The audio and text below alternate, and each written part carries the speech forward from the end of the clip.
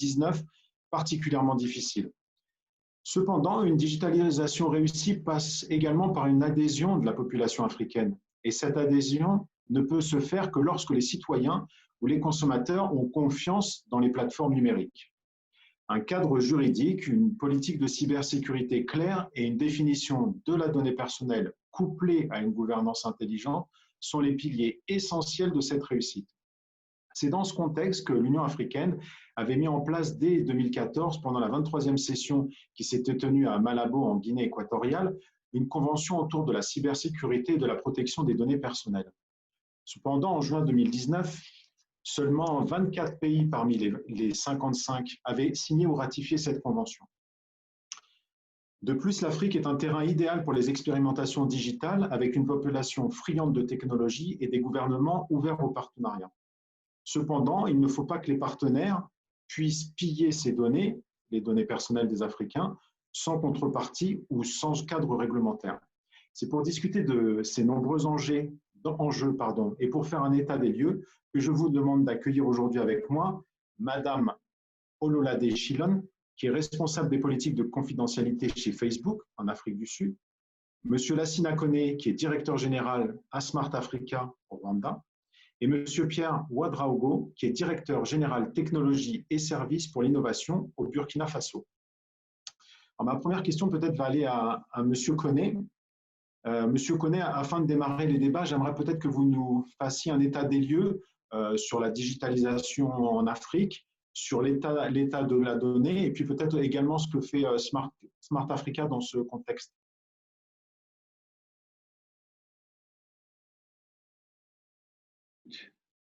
Parfait. Merci beaucoup de m'avoir invité. Merci beaucoup à mon frère de Burkina ainsi que le host Ololade Burkina, qui était un pays très actif au niveau des Smart Africa. Surtout, c'est les champions dans la mise en place du projet phare des pays des Smart Africa. Notamment, je parle du renforcement des capacités. Donc, nous collaborons dans plusieurs domaines. Ils sont présents dans beaucoup de groupes de travail des Smart Africa.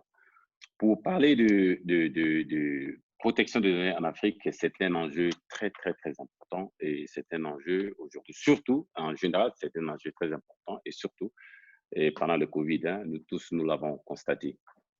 Mais cela étant, il faut dire que pour un peu donner le décor, nous prenons la protection des données personnelles. Nous le voyons surtout sur le plan national, ça fait un, et le plan sous-régional, régional et le plan international. Quand vous regardez aujourd'hui national, il y a des pays, si je vais rentrer un peu dans les statistiques, il y a à peu près 29 pays et sur loi spécifique sur la protection des données, ce qui représente seulement 55%. Et quand on regarde aussi, il y a 9 pays préparent actuellement des textes de loi spécifiques sur la protection des données qui représentent 17%. Et il y a à peu près 16 pays qui ne disposent pas du tout de loi spécifique sur la protection des données. Qu'est-ce que cela va engendrer? Ça fait que les entreprises au niveau du secteur privé, aussi même au niveau du secteur public, le stockage des données et la confiance qu'il y a entre la population et le secteur privé et la population et le secteur public et le secteur privé, entre le secteur privé et le secteur public aussi, ça pose un problème. Ça fait de telle sorte qu'aujourd'hui, nous sommes dans un monde dont on dit les données aujourd'hui représentent, c'est le Eldorado, surtout en Afrique, parce que ça représente aujourd'hui le new oil, comme on le dit, le nouveau pétrole. Donc, les Africains, tous les matins, quand on se réveille, nous laissons des empreintes digitales partout, que ce soit sur le WhatsApp, que ce soit sur le Facebook, que ce soit sur le Zoom, que ce soit sur les emails, il y a des empreintes partout. Et quelle est la garantie que ça se protège et ça part où exactement? Ça pose un problème fondamental. Deuxièmement, ça c'est sur le plan national au niveau des pays. Et deuxièmement, Et quand nous regardons la carte de l'Afrique aujourd'hui, nous constatons qu'il n'y a pas vraiment des grands data centers des GAFAM, comme le Google, le Facebook, l'Amazon, des grands data centers qui permettent de créer des emplois en Afrique. Et la raison, c'est très simple, hein. Fondamentalement, c'est trois raisons. Ces grands groupes de GAFAM, quand ils viennent en Afrique, ils se posent trois questions. Est-ce que vous avez l'infrastructure télécommunication? Un. Deuxièmement, est-ce que vous avez l'infrastructure de l'énergie? Troisièmement, est-ce que vous avez une protection des données personnelles et harmonisée en quelque sorte? Et vous savez, l'Afrique, en tant que 55 pays, on n'a pas de loi qui est vraiment harmonisée. Raison pour laquelle, depuis un certain temps, Smart Africa a mis en place un groupe de travail, un groupe d'ailleurs qui est très de régulation nationale. On a par exemple l'Agence nationale de sécurité de l'information. Ouais.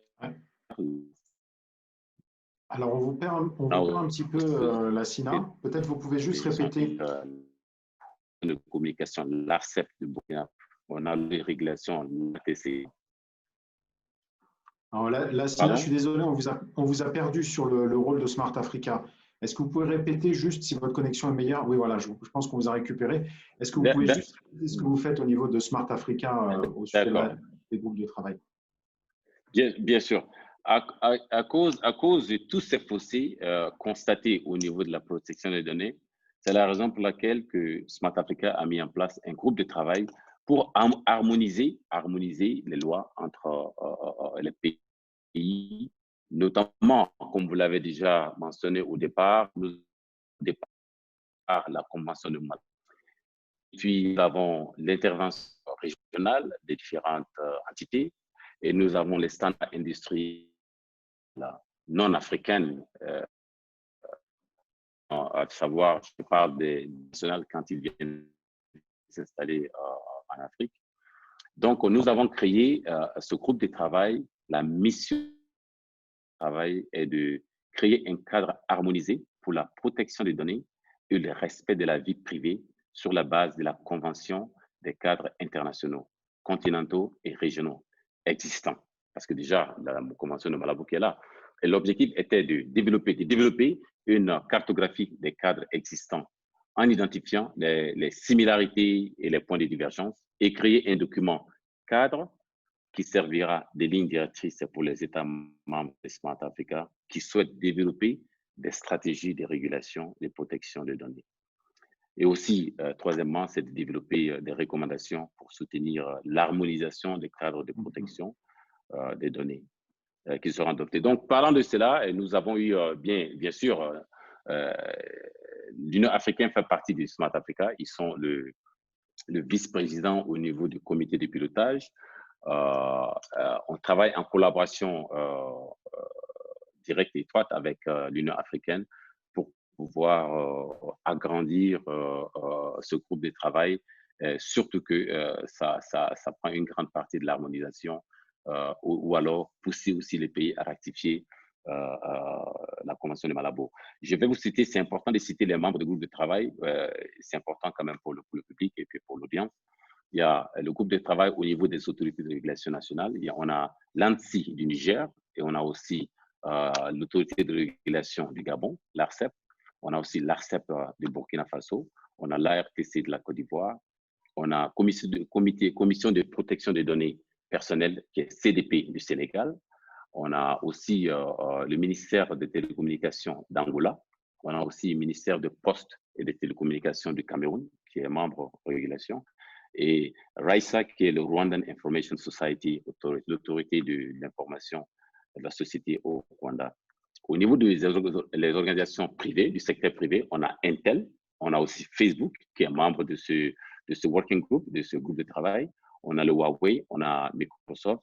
Maintenant, les organisations internationales, pour voir l'ampleur, on a Africa Digital Rights Hub, qui est l'ADRH, et Commission de l'Union africaine aussi, bien sûr, l'Union africaine qui est membre, et Commonwealth Organization, Commonwealth Telecommunication Organization, l'organisation de communication des pays du Commonwealth.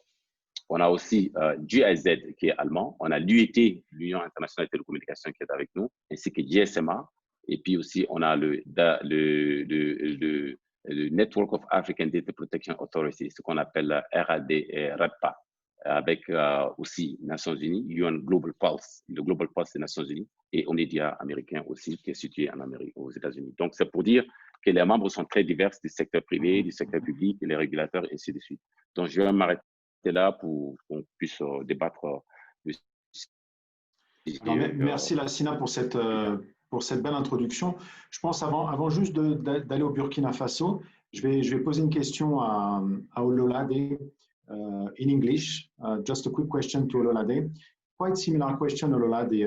How effective is our existing regional and national data governance? I mean, in terms of protection, and are the citizens aware of this protection, and how can you help them to be following these new rules? Thank you very much.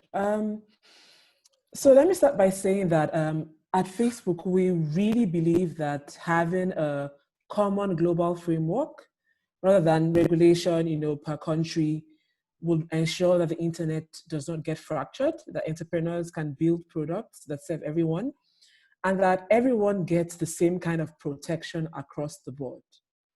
And so the challenge we see on the continent is that, as has been mentioned, the AU Regional Convention, the Malabo Protocol, it's been adopted since 2014, but it's still not yet in force, right? And this is 6 years down the line. Be that as it may, we have quite a few countries that have adopted laws, not enough, if you ask me, and there's some challenges in terms of effectiveness of these laws. So one thing I would like to flag, which we find very challenging at Facebook, is the fact that most of the laws that exist currently are based on older data protection frameworks from other parts of the world. So for example, a lot of countries we have in Africa have based their data protection frameworks on the EU Directive of 1995, which has now been superseded by the GDPR. And although we have a lot of countries that are trying to amend and update, these frameworks, like, in Mauritius, now in Senegal, by and large, most of the countries are still using their old frameworks. And the problem is that, technology moves very fast. And so there are a lot of things that are happening that are being protected now that we don't have, protection for in many of the countries in Africa. So for example, things like, data breach notifications, encryption of personal data, things like data portability are not being provided for in current laws across the continent. And there's an urgent need for us to sort of address that. The other thing that I would like to mention that we find as a challenge in terms of effectiveness is the lack of financial and technical capacity for the data protection authorities who are meant to implement these laws across the continent. So you find that when they are set up, there's a law, but they don't really have the finances. I mean, we realize that they're struggling with, other agencies in government for the limited resources that the government has. But this severely impacts on the extent to which these DPAs can actually perform their functions properly, and also in terms of human resources.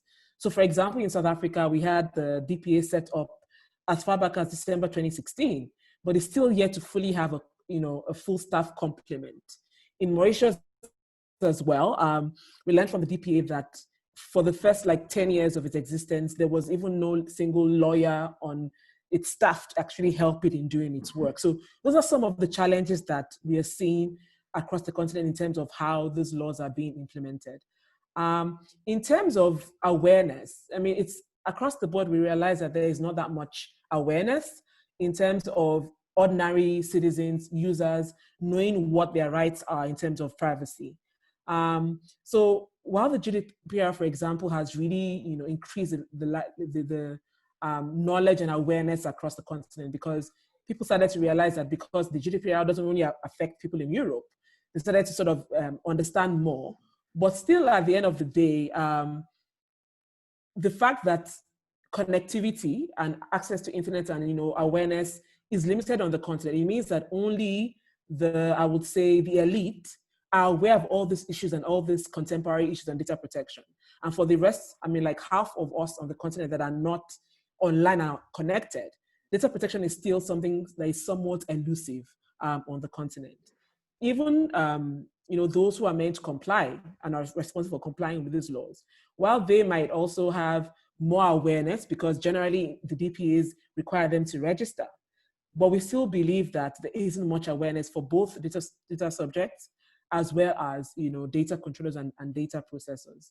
And so at Facebook, we realized that the government can't do it alone, DPAs can't do it alone, and so we try and sort of create awareness and also empower users to so that we can build trust and ensure that we are transparent and also give them control over their personal data. And so we have incorporated privacy into our digital literacy programs.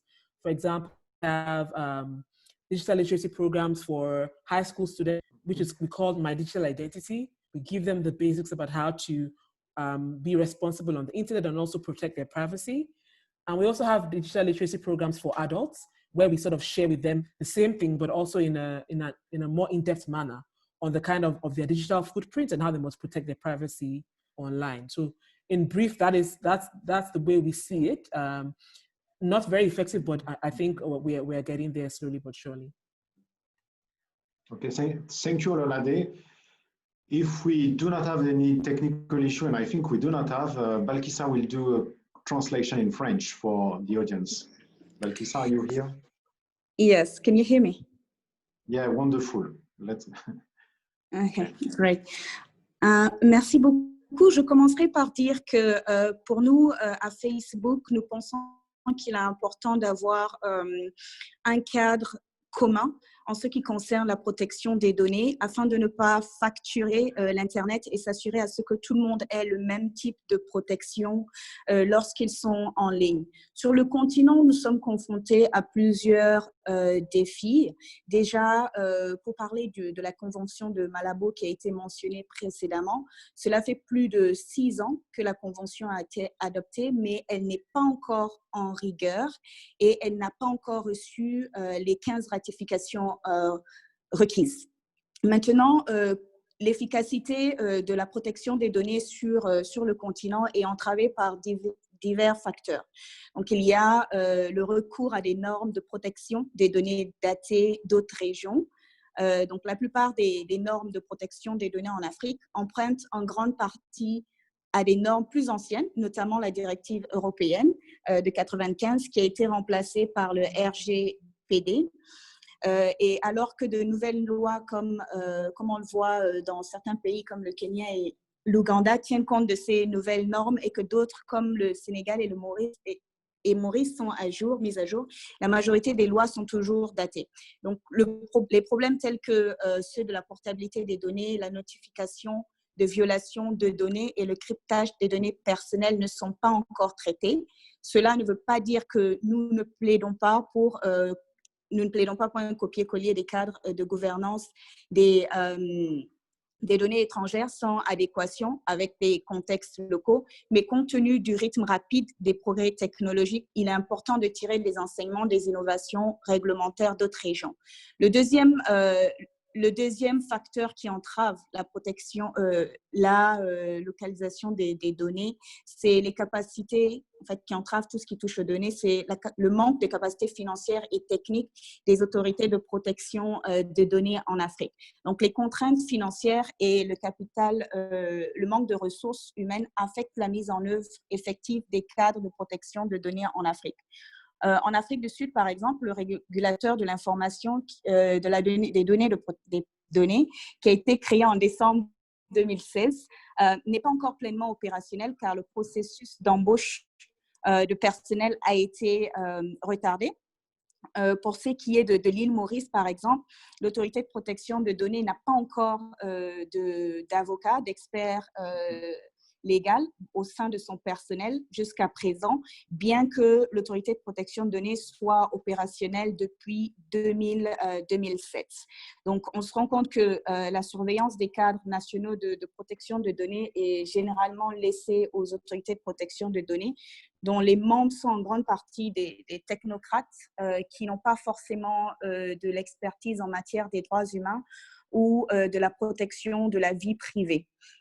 Et nous avons également constaté, en tout cas, que ces autorités de protection de données très souvent compétissent avec d'autres structures pour obtenir des ressources financières qui sont souvent limitées. Chez nous, à Facebook, nous avons également réalisé qu'il est important de sensibiliser les utilisateurs, les communautés, afin de bâtir leur confiance, d'assurer la transparence et de leur donner le contrôle de leurs données personnelles. C'est pourquoi nous avons mis en place un ensemble de programmes de formation, de sensibilisation sur la vie privée et la protection de données. Il y a par exemple les programmes d'éducation digitale pour les jeunes et aussi pour les adultes qui visent en fait à leur faire comprendre qu'est-ce que c'est que les données personnelles, l'empreinte digitale et comment se protéger lorsqu'ils sont en ligne. Donc, ces programmes sont développés pour venir en appui aux autorités de protection de données dans le cadre de la sensibilisation des populations, parce que la réalité sur notre continent où plus de la moitié de la population n'est pas encore en ligne et que tout ce qui touche à la protection des données est quand même une thématique qui est accessible, qui est compris par les gens qui font partie de l'élite. Et même là, il y a encore des efforts à faire. Et donc, pour la moitié d'entre nous qui ne sont pas encore sur Internet, nous n'avons pas encore idée des implications de cette thématique importante. Alors, merci Balkissa pour cette traduction. Je vois, on est rentré dans le vif du sujet. Peut-être avant de partir dans des questions un petit peu plus précises, j'aimerais que, si Pierre, vous voulez bien nous faire un état des lieux au Burkina Faso et peut-être commencer à rentrer dans le vif du débat en se demandant quels sont les piliers essentiels d'une bonne gouvernance des données.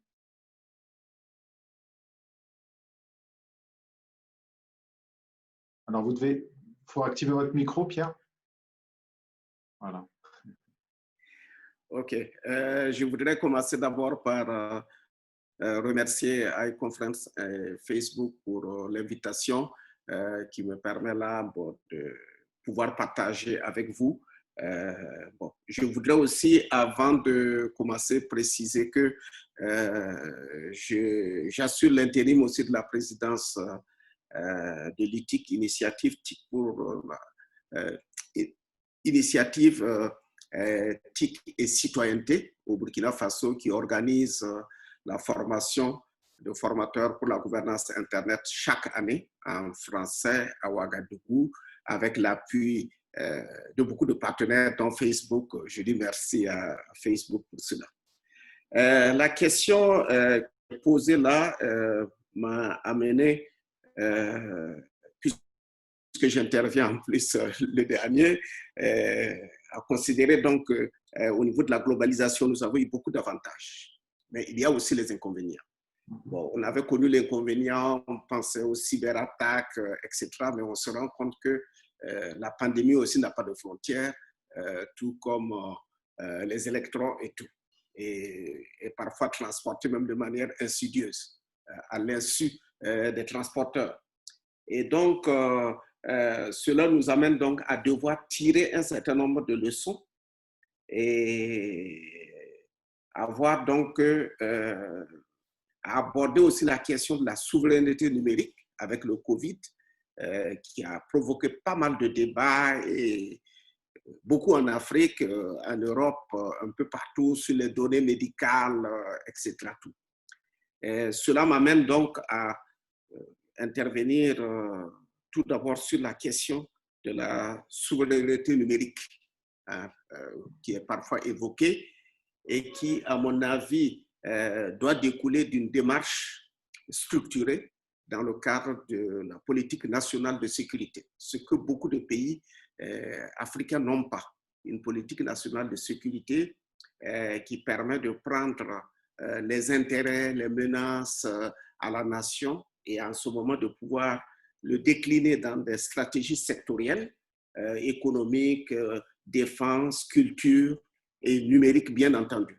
Et c'est à partir de ce moment maintenant que l'ensemble de la politique nationale peut être bien, avoir la même vision et permettre que les structures qui découlent de ça et qui sont plus ou moins en place, comme mes prédécesseurs l'ont dit, disposent des moyens parce que leur utilité, les objectifs ont été définis à un niveau très élevé de la vision de la nation.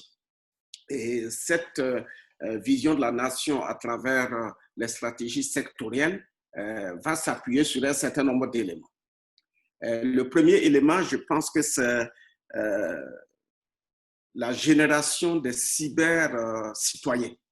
C'est-à-dire qu'on avait les citoyens avant l'arrivée du numérique. Maintenant, on doit avoir des cyber-citoyens à travers le développement de la culture numérique et de l'éducation numérique. Je vois par exemple l'initiative de Facebook qui est là, mais cette initiative peut pallier à la situation temporairement, mais il faut nécessairement que cela entre dans le système éducatif et que ce soit déjà dès le jeune âge que cela est pris en compte. Bon, bien sûr, j'apporte ça comme mon frère Lassina Kone l'avait souligné, le Burkina Faso est dans le domaine, s'occupe du domaine renforcement des capacités, et donc vous comprenez que je ne pouvais pas ne pas évoquer cette partie qui est fondamentale, parce que quelle que soit la régulation que vous allez avoir, quel que soit le dispositif que vous allez mettre, si vous n'avez pas de cyber-citoyens, ça ne marchera pas. Parce qu'il faut, en dernier ressort, que les hommes puissent utiliser, bénéficier, utiliser ces cartes et qu'ils agissent de manière responsable. Parce que quand quelqu'un met une donnée sur une plateforme, il doit savoir que cette plateforme n'est pas dans sa cour personnelle et il doit pouvoir exercer ses droits, ses choix, ses libertés en tant que citoyen responsable. Et c'est ça que j'appelle le cyber-citoyen. C'est vraiment la base fondamentale. Sinon, vous mettez toutes les lois, tous les dispositifs, on n'ira nulle part. Ensuite, il faut établir la confiance numérique. Là, on a cité les commissions nationales informatique et liberté. Au Burkina, on a été l'un des premiers pays, sinon le premier, à mettre en place une commission nationale informatique et liberté depuis. Et bon, on voit aussi les limites parce que sans ces cyber-citoyens et tout le reste des éléments de l'écosystème que je vais citer après, c'est un demi.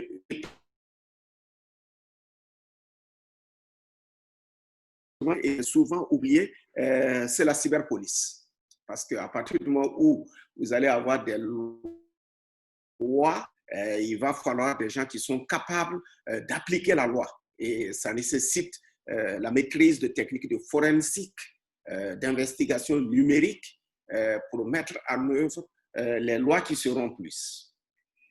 Et enfin, bon, le point qui a été abordé, c'est la cybersécurité. Bon, bien sûr, la cybersécurité, c'est d'une évidence, mais ce n'est pas dans tous les pays qu'on a les agences nationales de sécurité des systèmes d'information qui sont en place, encore moins les lois qui leur permettent d'agir et l'organisation aussi sur le terrain. Et là aussi, ça appelle aux cyber-citoyens parce que si vous avez une agence nationale des systèmes de sécurité des systèmes d'information, l'énergie pour pouvoir avoir l'information des normes standards, parce qu'ils savent que c'est important, parce qu'ils l'ont appris, parce que ce sont des cyber-citoyens conscients, eh bien, vous risquez d'arriver à trouver que ça ne marche pas. Et l'un des cas, parce que j'ai eu à faire une étude, c'est que les points focaux,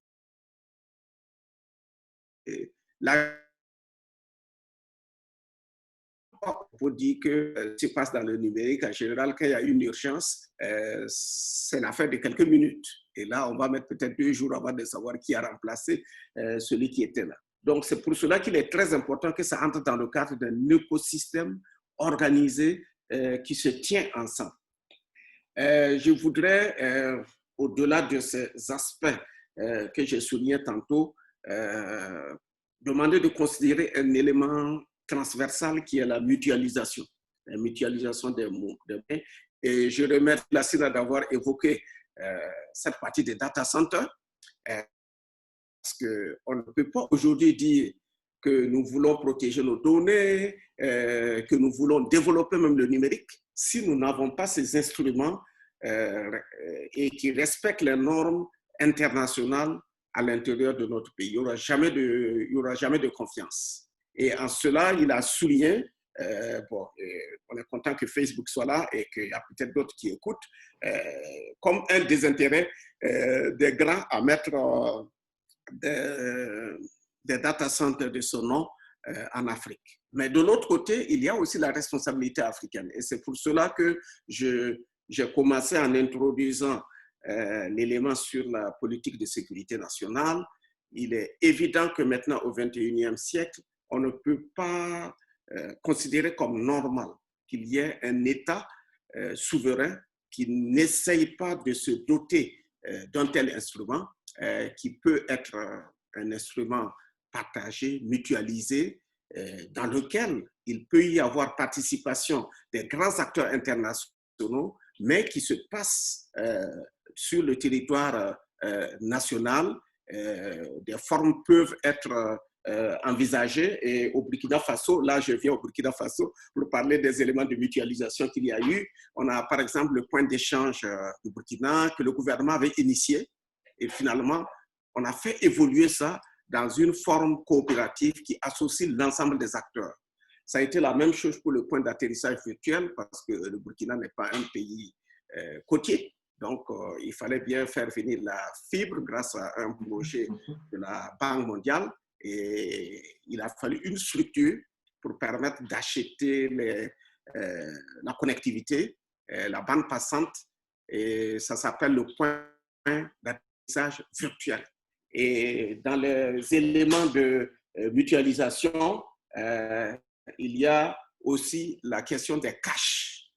Les caches, à défaut de mettre les data centers, le fait de mettre les caches, ça rapproche quand même les données, ça augmente un tout petit peu la souveraineté parce que, par exemple, dans le cas du Covid, je suppose que, supposons par exemple que dans un pays A où il y a peut-être certains des serveurs de Facebook, la maladie prend tellement de l'ampleur qu'il n'y a plus personne pour aller redémarrer les serveurs qui sont tombés, etc. Vous le trouvez coupé, mais si vous avez ça peut permettre aussi d'amener beaucoup plus de confiance, notamment dans l'utilisation de certaines ressources libres, qui sont des ressources de proximité, qui vous donnent une forme d'indépendance, parce que l'indépendance totale n'est pas possible, parce que nous sommes dans un monde interconnecté. On doit, à travers les politiques, définir quelles sont les données qui relèvent de la souveraineté nationale et les données pour lesquelles il est nécessaire de mettre des infrastructures mutualisées entre le privé, le public et le secteur académique et qui permet en ce moment de conserver ces données à l'intérieur du territoire national, voire même d'héberger les données venant d'autres pays et ainsi d'approcher, disons, de cette souveraineté, de cette protection qui demeure somme toute relative parce que nous sommes dans un monde totalement interconnecté et il n'y a pas de raison que, par exemple, on essaye d'avoir toutes les données personnelles, par exemple, au Burkina. Il y en a qui sont insignifiantes. Et si celui qui n'est pas encore cyber-citoyen estime que tout le monde entier doit être au courant d'une partie de ces données, il doit avoir la liberté d'exercer ça. Mais par contre, par rapport aux données sensibles qui sont définies à partir de la politique nationale de sécurité, il est important qu'il y ait des cadres qui répondent aux normes et aux standards internationaux qui permettent de garder ces données sur place à l'intérieur du pays. Et vu la nature de nos économies, aucun acteur national n'est capable tout seul d'aller mettre en place ces infrastructures. C'est pour cela que l'expérience du Burkina au niveau des infrastructures mutualisées comme le point d'atterrissage virtuel, le point d'échange, peuvent inspirer de manière à avoir des structures qui sont co-construites, co-gérées et qui servent l'intérêt national et permettent d'avancer. Et peut-être que plus tard, quand l'écosystème aura pris, Facebook viendra mettre son data center à côté parce qu'on a montré, on a validé qu'on est suffisamment organisé. Et cela pose maintenant le dernier point que je voudrais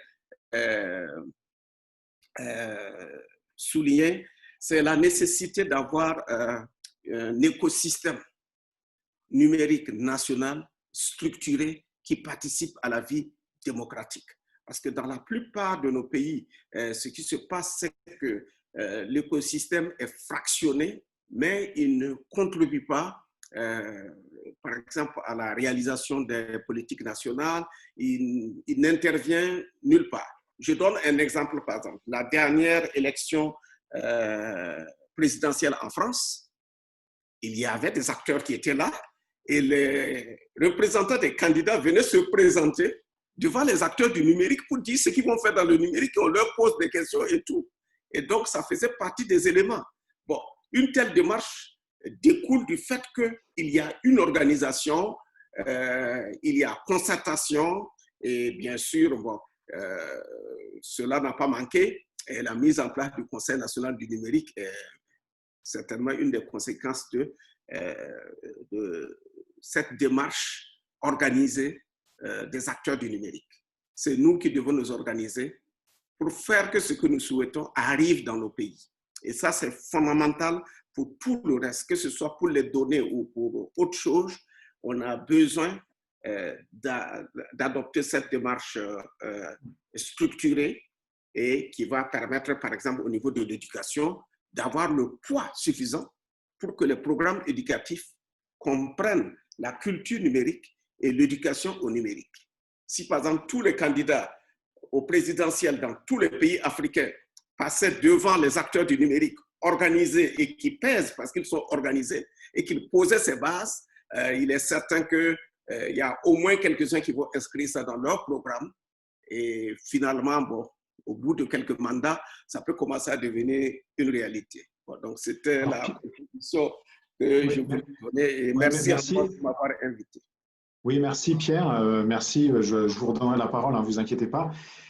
Moi, ce qui me vient là avec ce débat, c'est que souvent on met en avant les GAFAM, hein, on l'a mentionné tout à l'heure, comme des potentiels points bloquants et en tout cas des personnes qui s'occupent de la donnée. Et après vous avoir écouté tous les trois, on sent aussi que les États ne sont pas dans une démarche proactive. Et la question qui me venait, c'est est-ce que les États ont tous intérêt d'avoir un cadre vraiment important, un cadre juridique, un cadre légal et une gouvernance autour de la donnée? C'est ma première question. Alors, elle n'est pas facile, peut-être, la Sina. Et la question qui me vient juste derrière, elle vient rebondir sur ce que vous m'avez dit, Pierre, c'est est-ce que finalement, ce ne sont pas aux citoyens de prendre en main une partie de cette numérisation et de pousser les gouvernements à accélérer ce processus? Je le vois dans les questions qui arrivent. Qu'est-ce que vous en pensez, Lassina?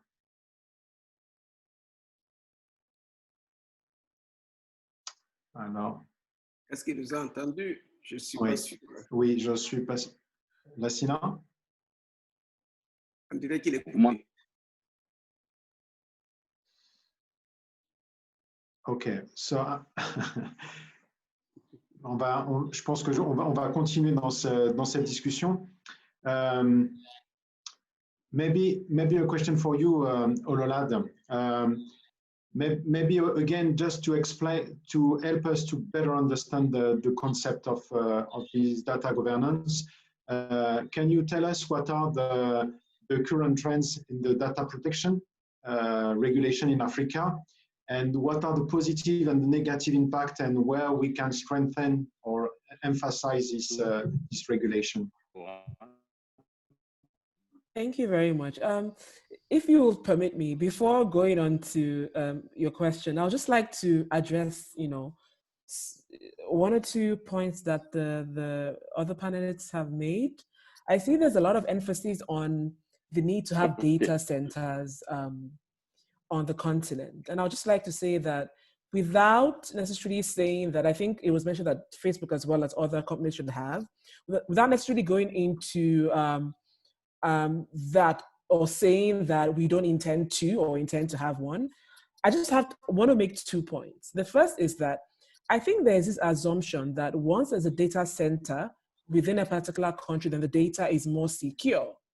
And that is not necessarily the case. Having data physically somewhere doesn't make it secure. In fact, it can make it less secure, because when those who are the bad actors know exactly where data is, then that data becomes prone, to being hacked and to being used for alternative purposes beyond what is actually required, for. And there's also this assumption that by having a data center within a country, it helps improve the economy because, it's a huge infrastructure. Yes, it might be expensive to build a data center, but at the end of the day, you need only a few people to be employed there to keep it running, because it's built to be, to a large extent, self-sufficient. So just to highlight that, I mean, the requirement of data localization, which we're seeing happening across the continent, there's actually a myth that it improves the economy, it makes the data more secure. And from some of the research we're seeing is saying that that is not necessarily the case. And even for national security purposes, having data somewhere physically doesn't necessarily mean that that data is going to be more secure. There are a lot of options that one could, go into to try and keep data more secure, which probably we can discuss further on.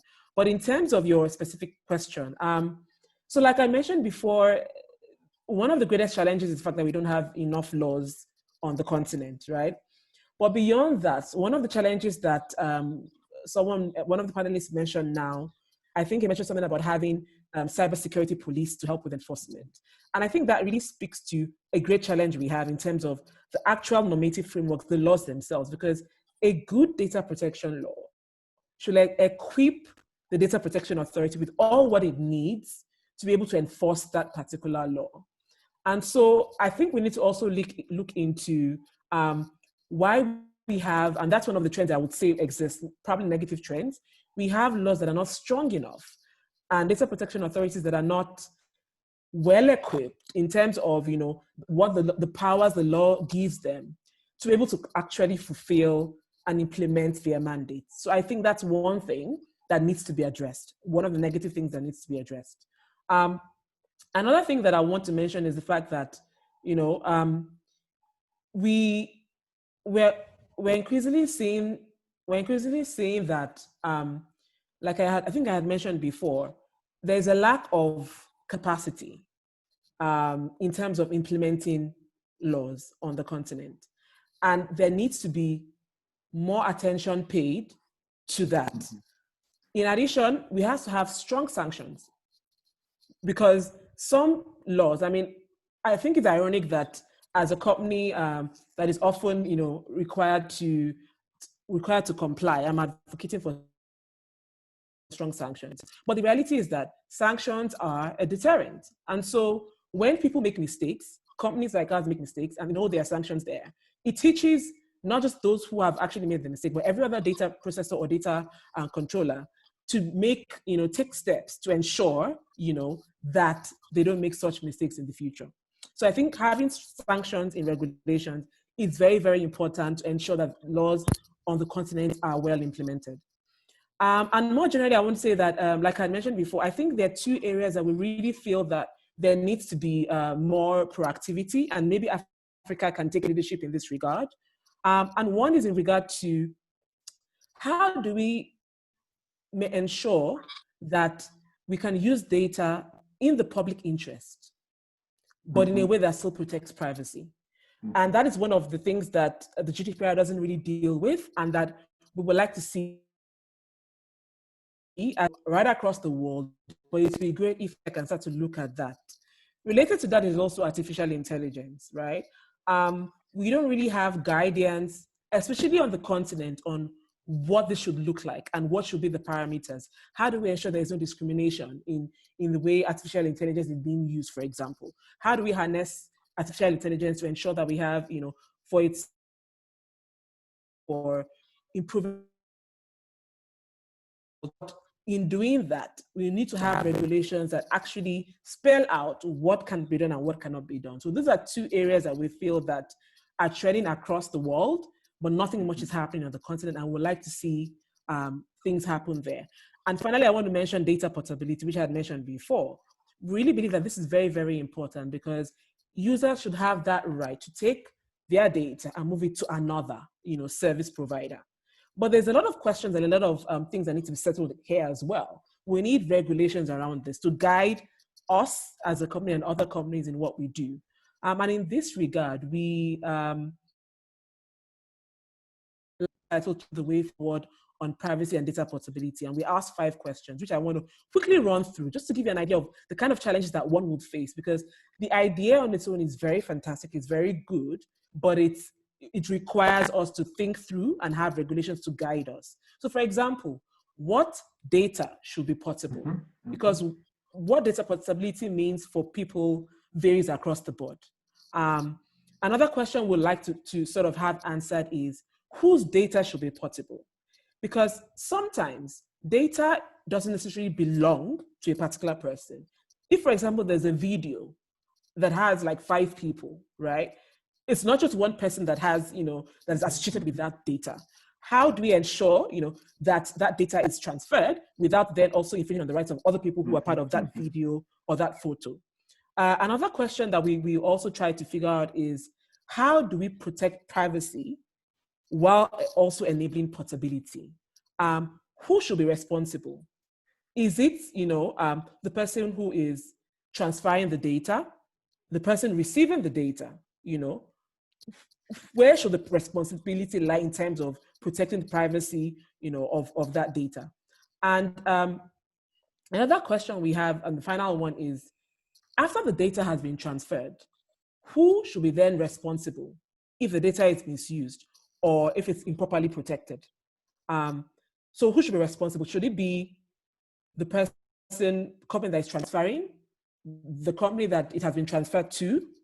So these are some of the questions that, even though we have fantastic ideas about data, revolutionary ideas, there has to be thoughts about how we implement some of these revolutionary ideas. And we welcome regulation to help us, frame how we go about doing this. And so we've for example, started this project called the Data Transfer Project, where we're working with other companies like Microsoft, Twitter, Apple on data portability. But I emphasize again, we need regulation and guidance on exactly what the limits should be and how we should go about addressing data portability, across the board. But it would be good if we have those concerns also addressed in Africa as a starting point.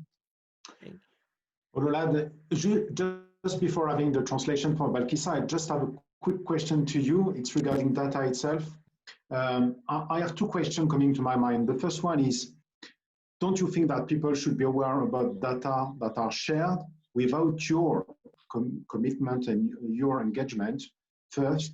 2, are you addressing data differently? I mean, you could have some public data, like my browser name, IP address. Maybe I agree to share this information. Then personal information, my birth date, wife, my pictures, this type of things, and sensitive citizen information, as Pierre mentioned before, like healthcare, and especially in this COVID-19, because we have this type of question: how do you handle healthcare data, and maybe biometrics and ID data? Okay, I'll start with the last question. So, so we are very, very conscious, especially like you said, in this COVID time. Sensitive data, especially health data, is the kind of data that we do not want to be shared platform, right? And so the work we do as a privacy team also intersects with the work with our content, team that look at what is posted, what is allowed. So, like for example, we have our community standards that says this is what you can post on Facebook. So, for example, things like health data, you cannot post health information about someone. If someone has tested positive for COVID, for example, you shouldn't be posting that on our platforms. And if we see that, we will take it down. We do not allow that because that is sensitive personal information. But over and beyond that, there is a distinction between public data, right, and private data. And one thing we try to do as Facebook is to give our users control. And so if you go onto your Facebook page, for example, you have privacy settings where you can actually do a quick privacy check to see, for example, when I post, who will see this post that I'm making? You can change it. It doesn't have to be, you can make it only you, like if that's what you want to do, only your friends, or make it public. But the reality is that a lot of users do not take the time to go through, what the controls are. There's a lot of controls that we have out there. We also have a control that we recently introduced, I think in January, in line to celebrate International Privacy Day. The off Facebook activity, for example, whereby you can see the kind of data that other businesses that you have actually given that power to share information with us. You can see all of the data they've shared with us, and it can indicate that you do not want in future for that data to be shared, and you disconnect that, that connection. So I think our own challenge is that we give control, because we cannot make that decision for people. It is up to users to go in and see what is being shared, what they are allowing, and make sure that they tailor what they want to see, to what the controls are there. We cannot do that, but we try and make sure that it's in default, right? It's the most privacy protective manner. But at the end of the day, we are continuously trying to bring in even more products to give you control. But if people don't go and look at that and use those products, then it becomes very difficult, for us to help, because our own policy is about transparency about what we're doing, but also to give you the control to say, this is how you want, to engage with our platform. I'm not sure if that has explained the question properly. Yeah, and I think it's time for Balkissa to do the translation. I hope you have enough memory, Balkissa, to translate everything. I hope so. Avant de répondre à la question du modérateur, permettez-moi d'adresser deux points qui ont été mentionnés par les autres panélistes. Donc, pour ce qui est du besoin d'avoir des centres de données, des data centers sur le continent, je ne dis pas par là que nous n'avons pas l'intention de l'avoir, mais il faut comprendre qu'avoir un centre de données dans un pays ne veut pas dire que les données sont alors plus sécurisées. En réalité, cela peut même rendre les données plus vulnérables, parce que les mauvais acteurs, lorsqu'ils savent où sont localisées ces données-là, peuvent plus facilement y accéder et les pirater.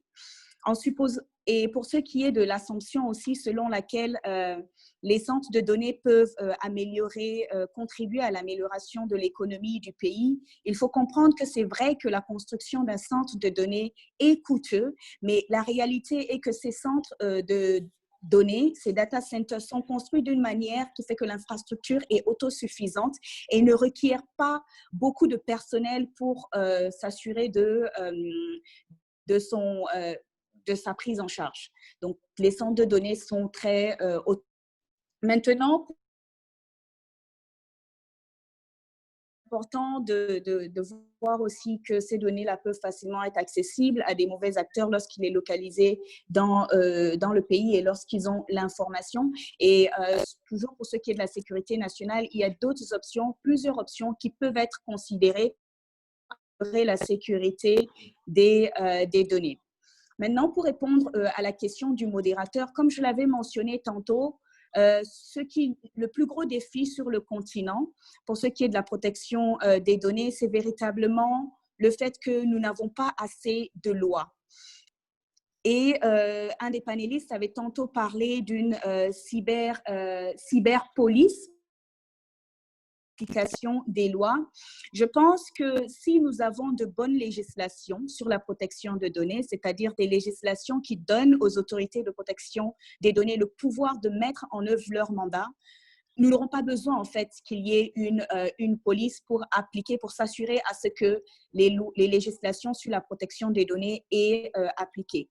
Et bien entendu, il y a également la question de capacité, c'est-à-dire d'expertise qu'il faut également qu'il soit adressé et auquel nous devons prêter attention.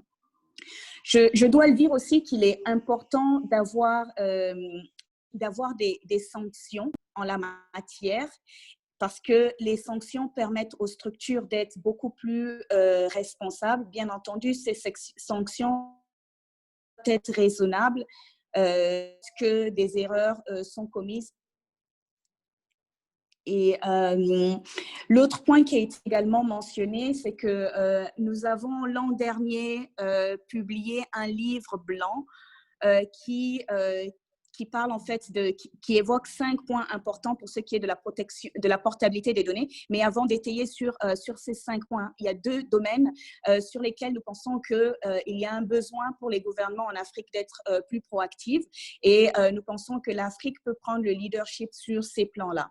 Entre autres, il y a le fait de s'assurer à ce que les données sont utilisées pour l'intérêt public, tout en les protégeant. Il y a également l'aspect sur l'intelligence artificielle, parce que nous constatons qu'il n'y a pas de ligne directive dans ce secteur-là. Par exemple, on ne sait pas comment on peut s'assurer à ce qu'il n'y ait pas de discrimination. Il faut qu'il y ait des régulations qui soient mises en place pour pouvoir vraiment guider les structures qui évoluent dans ce secteur-là. Maintenant, pour revenir à la portabilité des données, dans le livre blanc que nous avons publié, nous avons abordé un certain nombre de questions que les normes de portabilité de données devraient aborder. Ce livre blanc a été publié, pour rappel, en 2019 et vise à en fait tracer, dégager des pistes de réflexion sur la confidentialité des données et aussi la portabilité des données. Donc, le premier point, c'est comment déjà on définit la portabilité des données. Est-ce qu'elle signifie la même chose pour les choses et les personnes, ou est-ce différent? Deuxième point, quelles données devraient être portables? Est-ce que cela signifie que fournir des données à un service, est-ce qu'on peut prendre toutes les données qu'on a sur un service pour les amener à un autre service, ou il y a une démarcation à faire en fonction du type de données?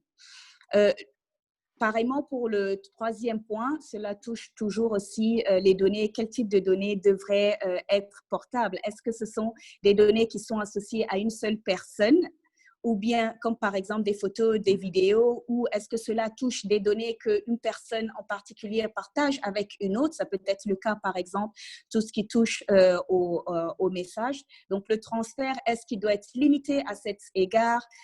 Comment on doit respecter le droit de chaque personne associée, parce que souvent, certaines données sont partagées par des personnes. Quand on prend le cas, par exemple, qui a été mentionné d'une conversation entre 2 personnes, les données appartiendront alors à ces 2 personnes-là.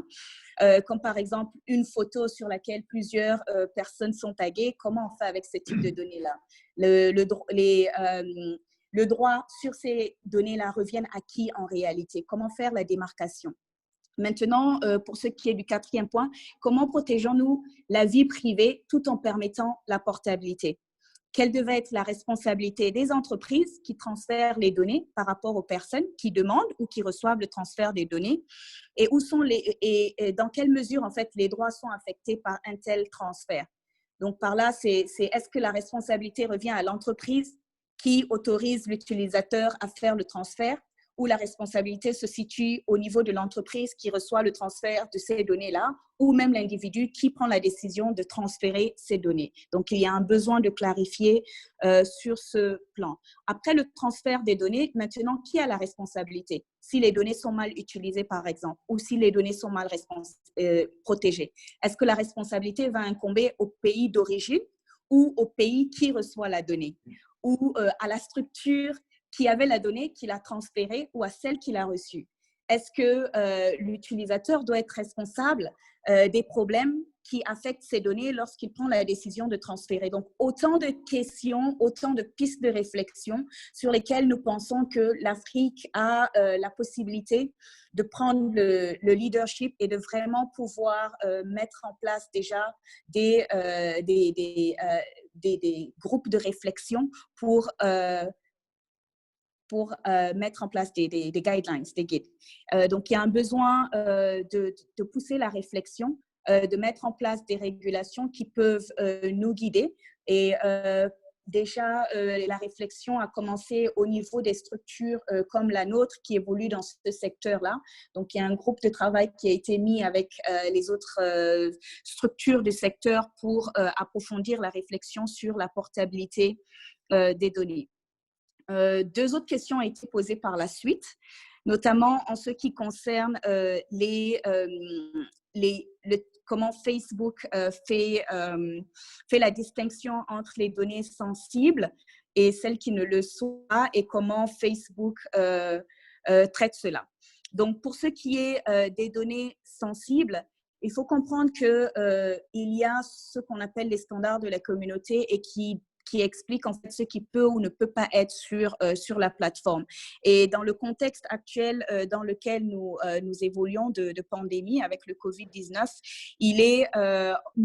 par exemple, nous ne permettons pas à ce que les informations de santé sur quelqu'un soient révélées en ligne. Si par exemple, quelqu'un met une publication en ligne qui dit que telle personne a le COVID-19, c'est une publication que nous allons retirer quand celle-ci sera à notre, en fait, lorsqu'on aura pris connaissance de ce contenu-là, parce que nous ne permettons pas que le statut lié à la santé des gens soit révélé, soit publié en ligne.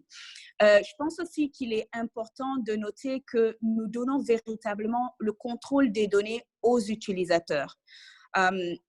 Il y a un outil qui s'appelle Privacy Check qui permet aux utilisateurs de voir rapidement en fait quelles sont leurs données qu'ils mettent en fait, à qui ils permettent d'accéder, de voir leurs données sur la plateforme Facebook. Mais la réalité, c'est que la majorité de nos utilisateurs ne font pas le privacy check et ne vont pas voir quels sont les contrôles que nous avons mis à leur disposition, ni voir comment leurs données sont visibles par les autres et comment améliorer, renforcer la protection de leurs données en ligne. Un autre outil, c'est Off Facebook Activity, qui permet en fait aux utilisateurs de voir quelles sont les informations qu'ils ont autorisées à d'autres structures, d'autres parties tierces de partager avec Facebook. Donc, avec Off Facebook Activity, ils peuvent voir ces structures-là et ils peuvent décider de déconnecter, c'est-à-dire ils peuvent demander à ces structures-là de ne plus partager ces données avec Facebook. Donc, je pense que les utilisateurs, quelque part, il y a aussi la responsabilité des utilisateurs parce que nous, tout ce que nous pouvons véritablement faire, c'est le mieux que nous pouvons faire et que nous continuons de faire, c'est mettre en place des outils à la disposition des utilisateurs pour qu'ils puissent renforcer la protection de leurs données lorsqu'ils sont sur notre plateforme. Nous les informons aussi continuellement sur la disponibilité de ces outils-là et nous menons des formations pour les sensibiliser sur les outils-là. Mais maintenant, nous ne pouvons pas nous ne pouvons pas nous-mêmes aller et décider des contrôles pour chaque utilisateur parce qu'ils sont les mieux placés pour savoir quel type de protection ils veulent donner à leurs données en ligne. Mais nous, par défaut déjà, nous accordons vraiment la plus grande protection possible pour la donnée des utilisateurs. Donc, nous, notre responsabilité, ça se situe vraiment sur deux grandes lignes qui sont la transparence et aussi donner les outils, les contrôles aux utilisateurs pour gérer leurs données en ligne. Merci Balkissa. Peut-être vous pouvez partager sur le chat certains liens. J'ai vu qu'il y avait une demande pour le white paper, j'ai vu que le lien a été partagé. Si vous pouviez partager aussi les outils qui permettent et les liens qui permettent de voir les degrés d'information que l'on partage et la protection de la vie privée. Donc, merci Balkissa pour votre traduction. Lassina, je pense que vous m'entendez. Tout à l'heure, je vous ai posé une question, puis on vous a perdu. Alors, on a été obligé de basculer sur d'autres speakers. En fait, je vais vous reposer la question. J'espère que ça va tenir le temps de ma question. Souvent, on met en cause les GAFAM, on l'a dit, sur la protection de la vie privée, et c'est clair qu'ils ont un rôle à jouer. Après avoir entendu les propos de tout un chacun, je me suis rendu compte également que j'ai l'impression que les États sont peut-être moins emprunts, moins pressés de disposer de ce cadre réglementaire. Qu'est-ce que vous en pensez en termes de travail qui reste à faire chez Smart Africa? J'aimerais dire, et après je vous donne la parole, Pierre a rebondi en parlant du citoyen numérique. Donc, est-ce que vous pensez que le citoyen part dans ces Merci. Est-ce que vous m'entendez? Oui. Est-ce que vous m'entendez? Oui, oui. Allez-y. Vous m'entendez, oui? D'accord. Merci beaucoup pour cette opportunité. Pour répondre à votre question,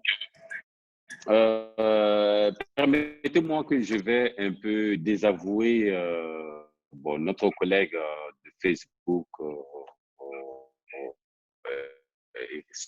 sur certains points.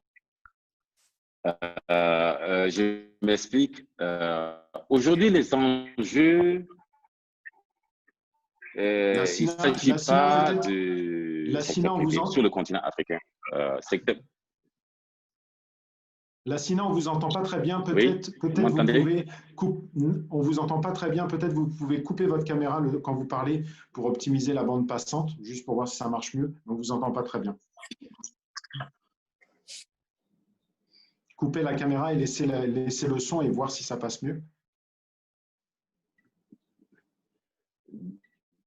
D'accord. Vous m'entendez mieux maintenant? Oui, moi oui. Pour l'instant, oui.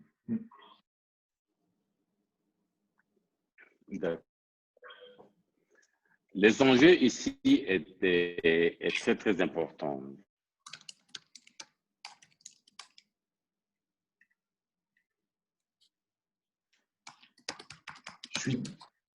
Je suis désolé, Lassina, je pense qu'on vous a perdu à nouveau. Hein, je suis désolé. Je pense que donc je vais revenir vers Pierre. Pierre, est-ce que vous êtes là?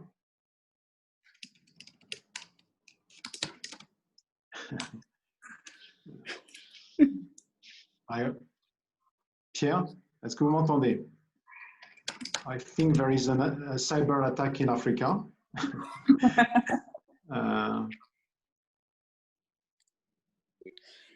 Est-ce que vous m'entendez maintenant? Oui, allez-y. D'accord. Tu vois, c'est décevant qu'en Afrique, on n'arrive pas une heure de temps sans vraiment avoir, à défaut, l'Internet et la connectivité. Donc, pour répondre à votre question, c'est un enjeu, les lois sur les protections des données. Vous m'entendez? Oui, oui, oui, oui.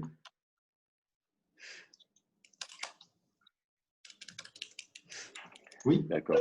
C'est important de parler de protection des données. Au fait, les enjeux, il faut avoir un peu l'approche, holistique. Hein. Dans l'approche holistique, nous faisons face à la 4e révolution industrielle.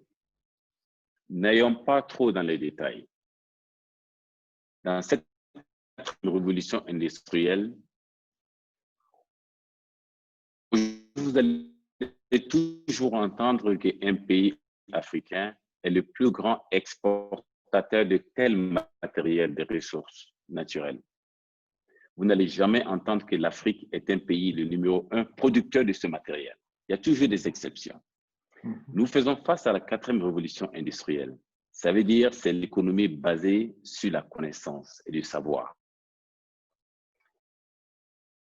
L'économie basée sur la connaissance et le savoir, il revient à l'État des transactions des données, la protection des données, la cybersécurité, ainsi de suite. Quand notre collaborateur de Facebook dit que le data center n'est pas forcément nécessaire dans un pays parce que ça peut ne pas être assez productif, aussi productif qu'on le pense, en matière de création de l'emploi, cela veut dire que pourquoi est-ce que les grands groupes américains ne délocalisent pas le data center dans les pays africains? Pourquoi est-ce que c'est en Irlande? Donc, pour continuer, si ce n'était pas important, la protection des données et sauvegarde des données dans les data centers, comment se fait-il que les 8 grandes compagnies dans le monde, dans le Fortune 500 à New York, leur capitalisation, les 8 compagnies, leur capitalisation est supérieure à 50 plus grandes compagnies de télécom dans le monde. Si les données, sauvegarde de données, protection de données, c'est pas important. Cela veut dire que l'Afrique fait sa part. L'Afrique veut jouer son rôle. L'Afrique demeure toujours le seul continent où il y a pas, chacun récupère ce qu'il veut comme données personnelles. Quand je me réveille le matin, je suis sur le WhatsApp. Le soir, avant de me coucher, je suis sur le Facebook et autres. Ça, c'est juste un exemple. Ces données sont où? Alors, si nous voulons jouer un rôle dans la 4e révolution industrielle, ça veut dire que l'Afrique doit commencer à exporter de l'information et de la technologie, pas seulement à consommer. Aujourd'hui, 1,3 milliard, nous ne sommes que des consommateurs. Mais cela ne veut pas dire que ceux qui ont créé cette technologie de consommation, qu'ils sont mieux que l'Afrique. Non. Donc, nous ne faisons pas la protection de la loi de la protection des données. Nous ne prenons pas ça. Ce n'est pas une affaire assez simple. Nous voulons ça parce que nous voulons jouer notre rôle en tant que les pays africains dans l'économie numérique, dans l'économie qui est basée sur la connaissance. Un exemple est que j'ai vu quelqu'un qui parlait de ça dans les chats, c'est que le Rwanda vient de décider dans le Kigali Innovation City, qui ont construit, qui a été financé par la BAD, pour exporter la technologie à l'étranger en dehors de l'Afrique. Parce qu'aujourd'hui, nous sommes technologie. Et pourquoi? Et pourquoi nous devons être que des consommateurs de la technologie? Donc, la loi sur la protection des données est une question capitale qui concerne tous les États. Alors, Lassina, je me permets juste notre je vous rôle, donne la parole et si juste nous derrière, voulons jamais être, parce que c'est une Lassina, je vous redonne la parole juste derrière. Allô? Je voudrais que vous m'entendez? Balkissa, oui, je vous entends très bien. Je vous redonne la parole juste derrière, je vous promets. Je voudrais juste que Balkissa peut-être fasse un commentaire sur vos premiers propos. Balkissa, si vous m'entendez. Oui, merci. Donc, je pense qu'il y a peut-être eu un problème de compréhension, parce que ce que la panéliste disait, c'est que les lois, un cadre réglementaire est nécessaire et indispensable, parce que ce sont ces lois réglementaires-là qui vont servir de guide en fait dans le secteur. Et autre chose aussi, lorsqu'elle a parlé des centres de données, des data centers, elle a bien mentionné que cela ne veut pas dire que nous ne voulons pas avoir des centres de données sur le continent, mais il y a des prérequis comme monsieur Lassina l'a mentionné au départ de son intervention. Par ailleurs, elle avait mentionné qu'avant d'avoir les data centers, il y a plusieurs étapes, il y a plusieurs prérequis à remplir. Et en attendant que ces prérequis soient remplis là, il faut comprendre en fait que les data centers, ça veut pas, c'est là qu'elle a mentionné en fait l'aspect financier et autres. Et je voudrais aussi en fait juste pour mentionner que nous comprenons les enjeux qui sont liés à la protection des données et au data center. Et c'est pour ça d'ailleurs que nous investissons autant sur le continent, parce que l'Afrique pour nous est très important, parce que nous voulons continuer à servir nos communautés. Et d'ailleurs, je pense que vous devez savoir que cela fait déjà près de 2 ans que nous collaborons avec ISOC pour mettre en place des points d'interconnexion Internet et aussi des caches web dans plusieurs pays africains. Nous l'avons fait, par exemple, nous avons hébergé les caches pour expliquer pour le public. Ça permet en fait d'héberger temporairement des données et ça permet aussi de gérer le trafic sur le réseau de telle sorte que là où il se trouve, en fait, il y ait une utilisation plus optimale, que ce soit au Sénégal, Côte d'Ivoire ou dans d'autres pays. Donc, en ce moment, nous faisons à Facebook, l'objectif pour nous, c'est véritablement de voir ce que nous pouvons faire avec, dans le contexte actuel, en investissant autant que possible, que ce soit sur les caches, les points d'échange et même en matière de connectivité. Nous avons récemment annoncé que nous faisons partie du consortium Tout Africa qui va construire la fibre optique tout autour du continent. Donc, nous faisons régulièrement, en fait, continuellement des efforts dans ce sens-là. Mais il y a des prérequis qui doivent être remplis, comme cela a été mentionné par les deux autres panélistes. Alors merci Balkissa. Lassina, je pense que vous pouvez reprendre. Moi, ce que je rajouterais avant que vous repreniez votre discussion, peut-être une question qui me vient de l'audience. Est-ce que vous pensez qu'il vaut mieux un cadre africain sur lequel les pays africains viennent se greffer, ou est-ce que vous pensez que chaque État doit définir sa propre régulation pour que ce soit plus rapide? Merci beaucoup pour la question. Au fait, pour répondre à la question directement, c'est d'harmoniser. Hein. Chaque pays doit avoir ses lois, mais il faut que les lois soient harmonisées pour pouvoir attirer les investissements. Car l'investisseur, quand il vient en Afrique, aujourd'hui, nous parlons de la zone libre continentale, la ZLECA, la zone libre continentale africaine, qui est mouvement libre, mouvement des personnes et des biens. Alors, ce qui est un grand investisseur comme les Facebook et autres, quand ils viennent dans un pays, la loi est différente de l'autre pays, alors c'est complètement confus. Donc, il faut harmoniser ces lois-là. Chaque pays a le droit d'avoir ses lois, mais il faut chapeauter ça avec une harmonisation quand même assez raisonnable.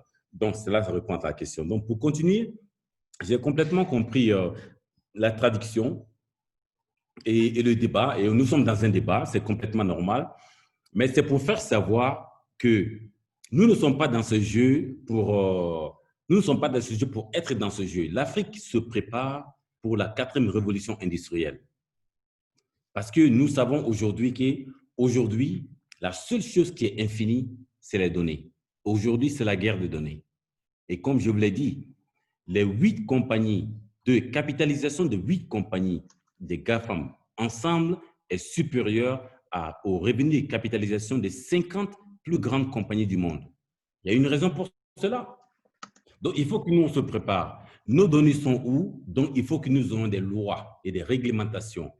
Aujourd'hui, mon frère l'a expliqué, aujourd'hui, pour être plus précis, aujourd'hui, les acteurs de l'écosystème, par exemple, les autorités, par exemple, de protection des données, aujourd'hui, l'existence légale d'une autorité de protection des données, ce n'est que 29 pays qui représentent 54%.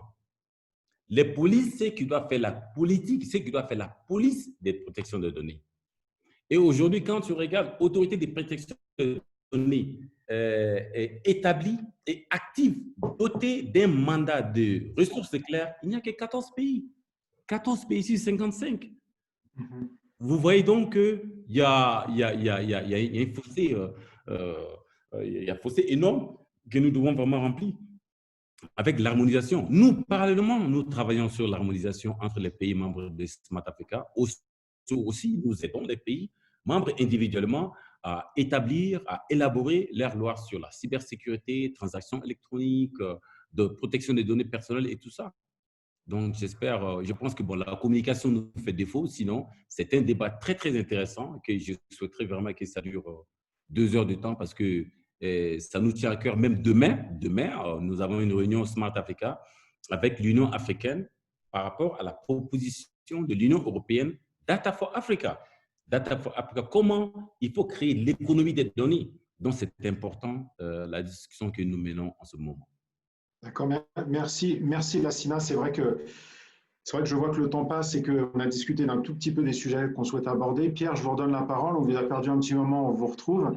Peut-être que vous vouliez, avant qu'on rentre malheureusement déjà dans le dernier quart d'heure et donc les conclusions, peut-être rajouter quelques points, Pierre?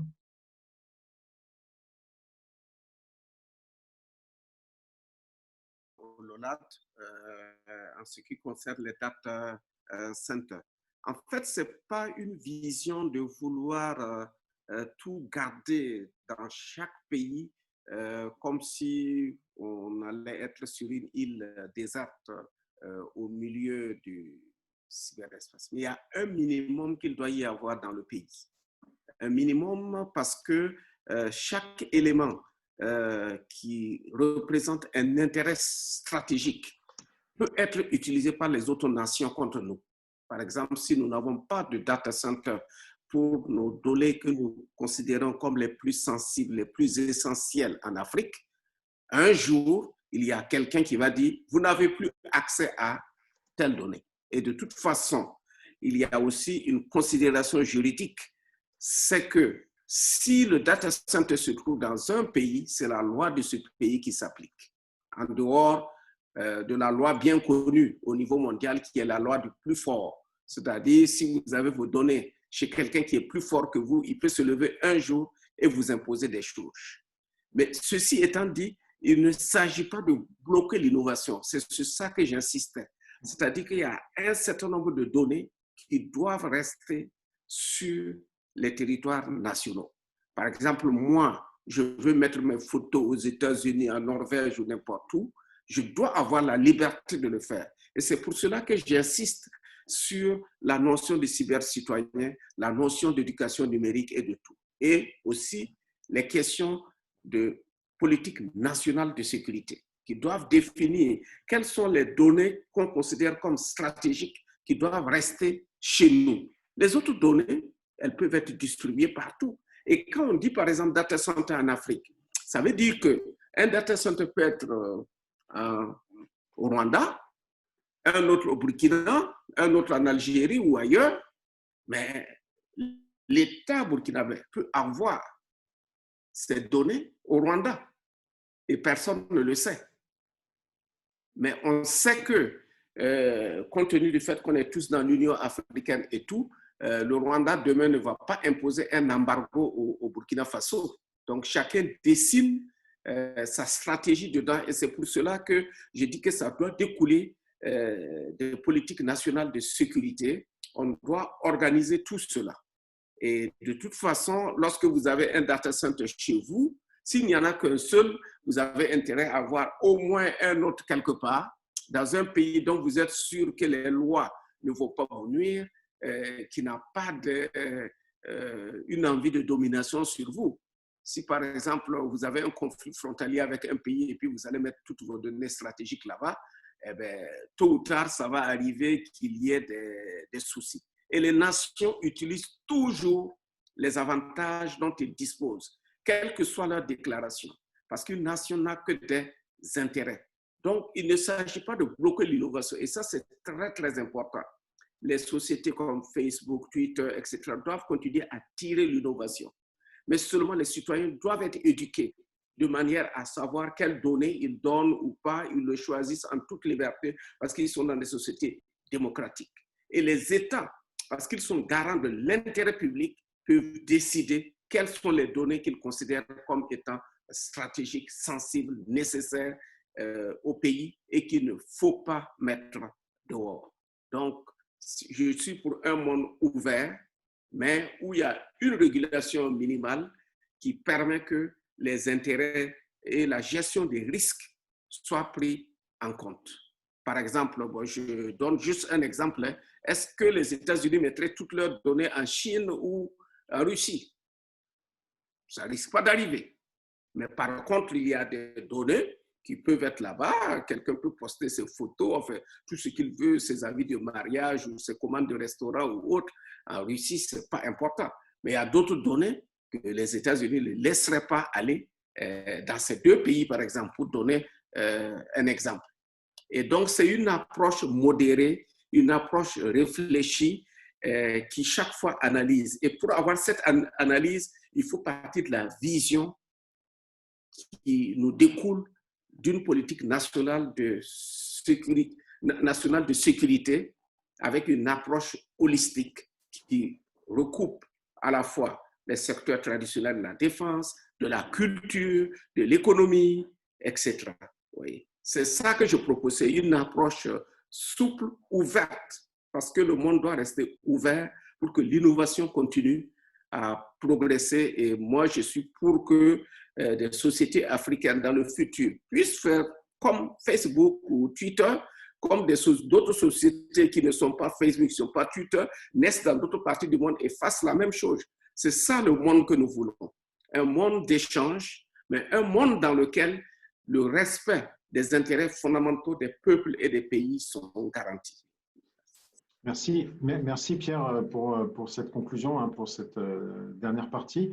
Je pense qu'on est tous alignés. I will switch to Ololade maybe for a quick conclusion. Your last words, Ololade, it came really fast. Sorry about that, but if you can give us your last words.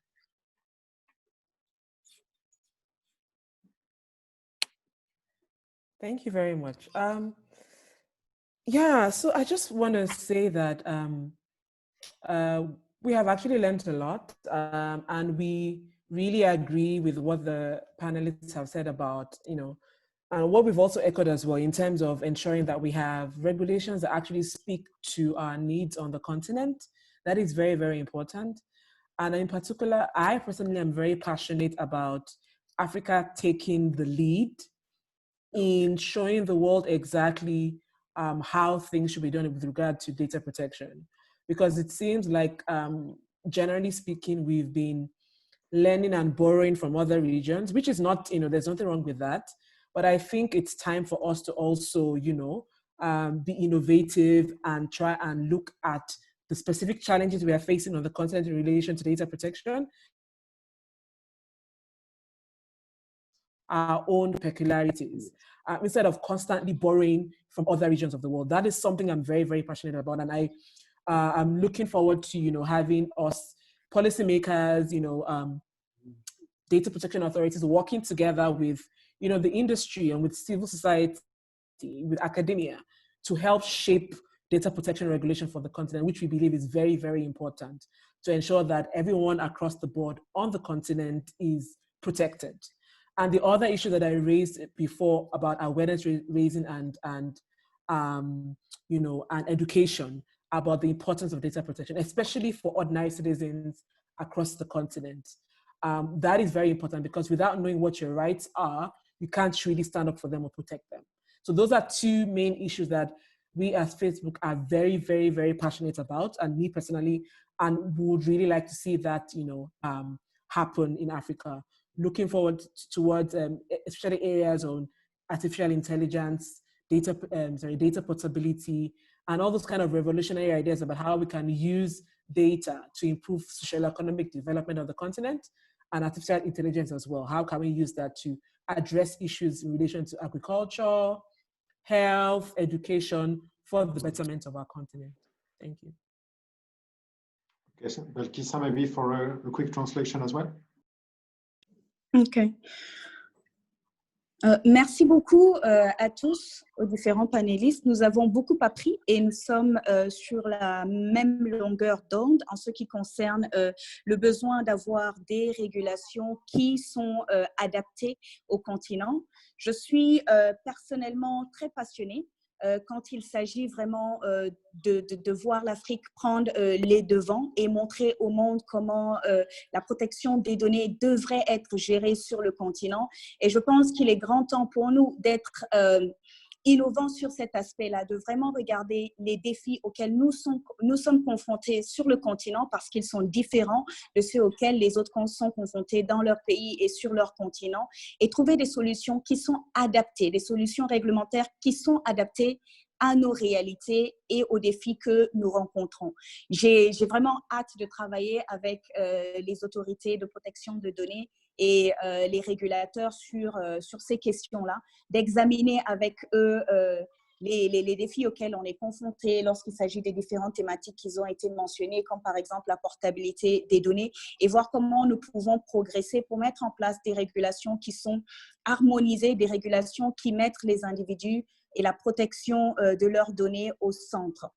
Et pour ce qui est maintenant de ce qui est de la sensibilisation, de vraiment soutenir l'émergence de citoyens numériques responsables. Je pense que ça, c'est quelque chose que nous prenons à cœur et sur lequel vraiment nous fournissons des efforts et nous collaborons avec toutes les parties prenantes. Mais comme il a été mentionné précédemment, il faut que tout le monde se mette ensemble et qu'on puisse travailler main dans la main pour pouvoir mettre en place des stratégies qui sont régionales pour pouvoir adresser ces thématiques importantes. Alors, merci Balkissa pour cette traduction. Thank you very much, Ololade, for your summary. Lassina, pardon, si vous nous entendez, est-ce que vous voulez bien nous faire votre dernière phrase de conclusion avant de se quitter? Merci beaucoup, je vous entends très bien. Je suis tout à fait d'accord avec Madame Ololade, avec mon frère Pierre Drago. On est dans le même bateau. L'Afrique va se développer avec le secteur privé, mais on veut se développer différemment. C'est-à-dire, on veut se développer tout en sauvegardant notre souveraineté nationale, c'est très important, notre identité, parce que le développement de l'économie numérique, c'est le développement dans le contexte local. Il ne s'agit pas de copier-coller. Donc, dans notre contexte, il faut sortir des lois et des régulations, des réglementations, des agences. C'est tout un écosystème qui est aussi compliqué. Peut-être, je vois, il y a des internautes qui verraient peut-être que ça, c'est très ambitieux. Oui, c'est ambitieux, mais ce n'est pas impossible. Hein? Parce que l'Europe et les États-Unis, ça n'a pas été créé en un jour. Ce que je veux faire savoir à l'audience est que toutes ces compagnies, que ce soit de Microsoft, Apple, Facebook et tout ça, c'était des compagnies, des startups avant. Aujourd'hui, ce sont devenus des unicorns. Et comme Pierre le dit, mon frère Pierre le dit, pourquoi ne pas avoir des unicorns africains dans les 5 ans, 10 ans à venir? Ce n'est pas du tout impossible. Donc, c'est pour cela que je dis que c'est une tâche qui est une très grande tâche, mais ce n'est pas du tout impossible. Et nous continuons à travailler avec Facebook, avec Microsoft, avec tous les gens, tous les membres du secteur, tous les membres du groupe de travail sur la protection des données. Et nous savons que nous allons arriver à nos objectifs. C'est tout ce que j'avais ajouté. Merci. Merci Lassina. Merci pour ce débat à tous les trois. Moi, ce que je retiens de ce débat, c'est que, et de par le nombre de questions, hein, je vois qu'il y a un débat extrêmement dynamique et on n'a pas pu répondre à toutes les questions, donc je pense qu'on essaiera d'organiser une seconde session. C'est qu'il y a une population impatiente, clairement, qui a besoin de cette transparence, qui a besoin de ce numérique. Et je ne suis pas certain que les gouvernements prennent bien conscience de cette force et de cette demande. Ensuite, ce que j'ai noté également, c'est qu'on est dans un système de mondialisation et que même si on s'appuie sur des cadres réglementaires internationaux, on sent qu'il y a besoin également d'avoir des choses locales, régionales au moins, et puis locales après. Et puis après, en termes de technologie, j'en vois deux, on n'a pas eu le temps d'en parler tellement. Je pense que la cryptographie peut jouer un rôle important pour la protection de l'échange de ces données, hein, parce qu'on n'a pas pu aborder le principe de connectivité et des opérateurs télécoms qui aussi ont un rôle dans cette chaîne de transmission de données. Et enfin, de décentraliser, hein, on sait que c'est un nouveau standard, décentraliser l'identité, décentraliser, donner aux citoyens le moyen de stocker ces informations qui sont extrêmement personnelles. Voilà des pistes technologiques.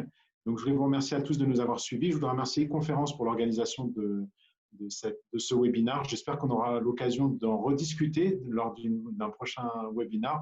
Merci Ololade, merci Pierre, merci Lassina. Désolé pour ces petits problèmes techniques et je rends la main à Soukaina. Et merci à Balkissa pour ses traductions. Pardon. Okay. Allez, au revoir. Merci. Notre débat touche à sa fin. Je tiens à remercier chacun de nos chers panélistes et notre modérateur Jean-Noël. Et à mon tour, moi, je vous donne rendez-vous la semaine prochaine avec une nouvelle thématique et de nouveaux intervenants. Restez connectés avec nous. Je vous souhaite une belle fin de journée.